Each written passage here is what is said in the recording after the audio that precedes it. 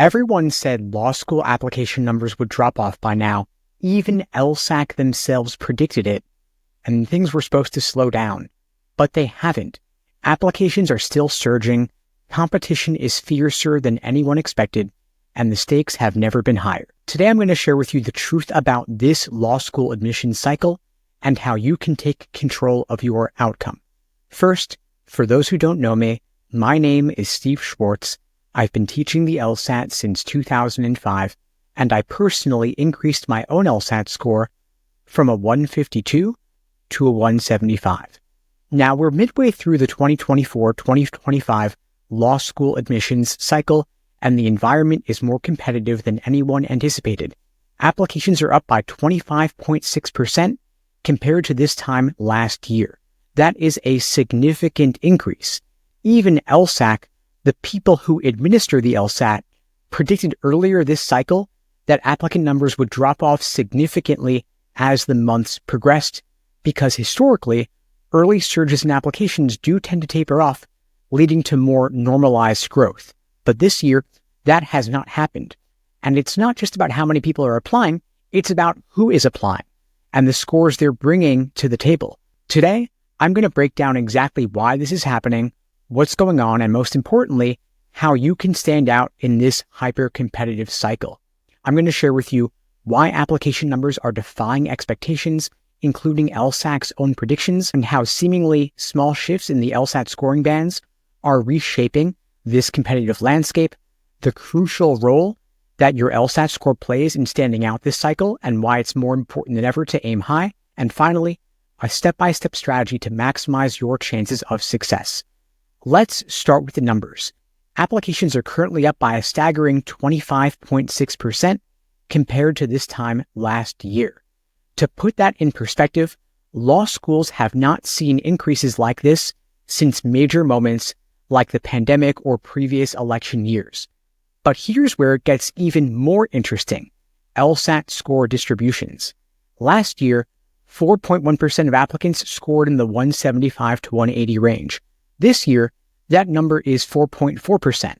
On the surface, that might look like a small 0.3% increase, but when you factor in the overall growth in the applicant pool, it's actually a 7.3% year-over-year increase in terms of the absolute number of people scoring in that top range. Similarly, in the 170 to 174 band, the percentage has gone from 10.7% to 11.3%. That's a 5.6% year-over-year increase in absolute numbers. Now, here's why this matters. When the total applicant pool grows, even small percentage increases translate into hundreds, sometimes thousands, of additional people scoring in these top ranges, and law schools only have so many seats.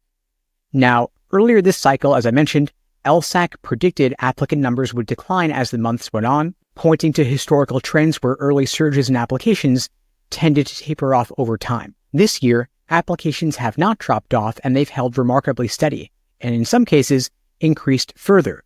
For example, upcoming January LSAT registrations show 10,000 more test takers than the same time last year. So this late surge in the applicant pool and the test taker pool suggests we're going to see sustained competition well into the spring. So why were LSAC's predictions off? Couple reasons.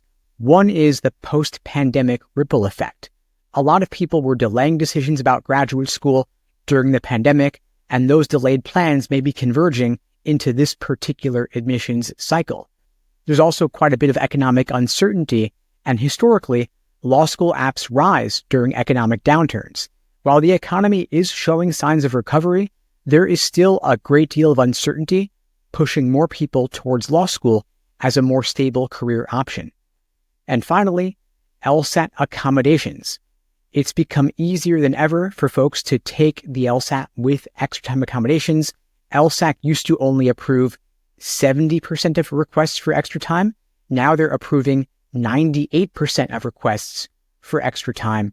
And it's become easier than ever to retake the LSAT as well, since the LSAT has gone from being offered only 4 times a year to now 8 times a year. And so because more people are taking and retaking the LSAT more frequently, people are in the pool of applicants longer, and they're applying with, of course, higher LSAT scores.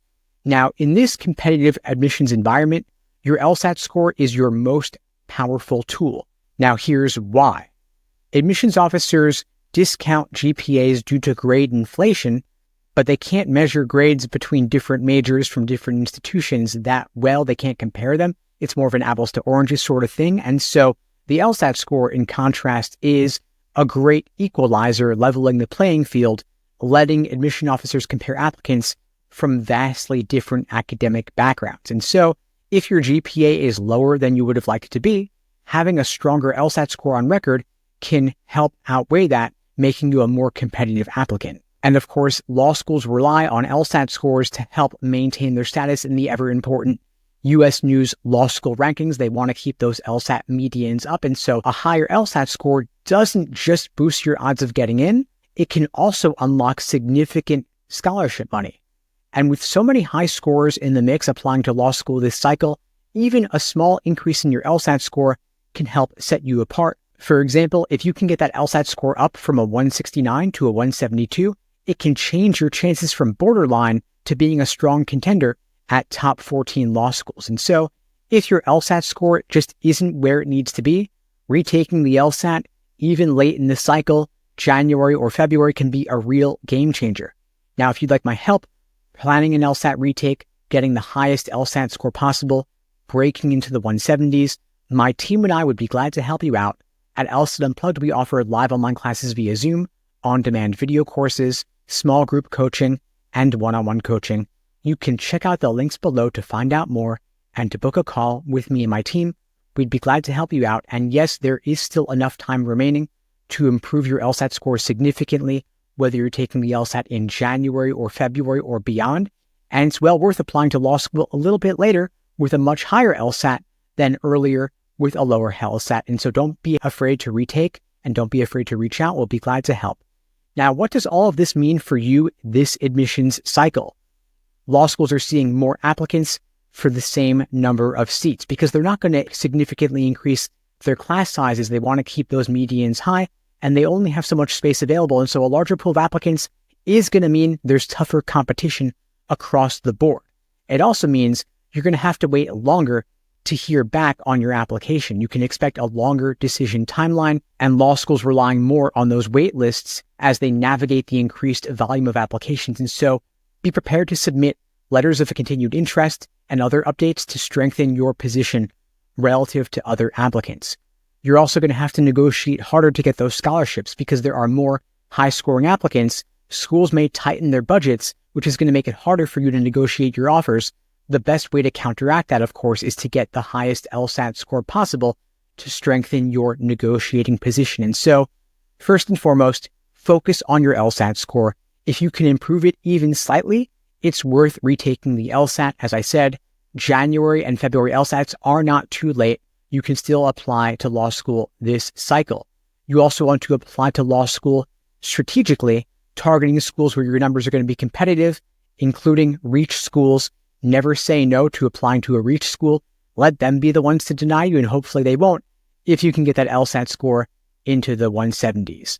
Now, if you are a splitter, meaning you have a high LSAT score and a low GPA, you want to use your LSAT score as your anchor in your application and put together the strongest possible application essays as well.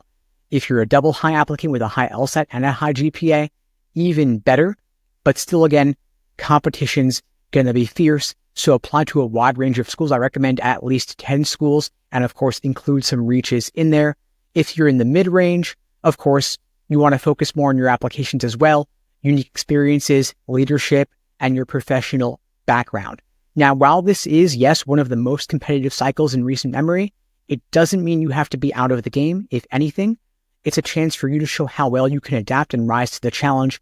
And remember, your LSAT score is the most controllable part of your application. If there's room to improve, take the time to retake the LSAT. A few points more could open doors you didn't think were possible. And again, if you'd like my help preparing for that retake, my team and I would be glad to help you out on your journey to scoring a 170 plus. We'll even create for you a personalized day-by-day study plan to make the most of the limited time that you have remaining. Check out the links below to book a call with me and my team. And in the meantime, I'll wish you all the best and take care.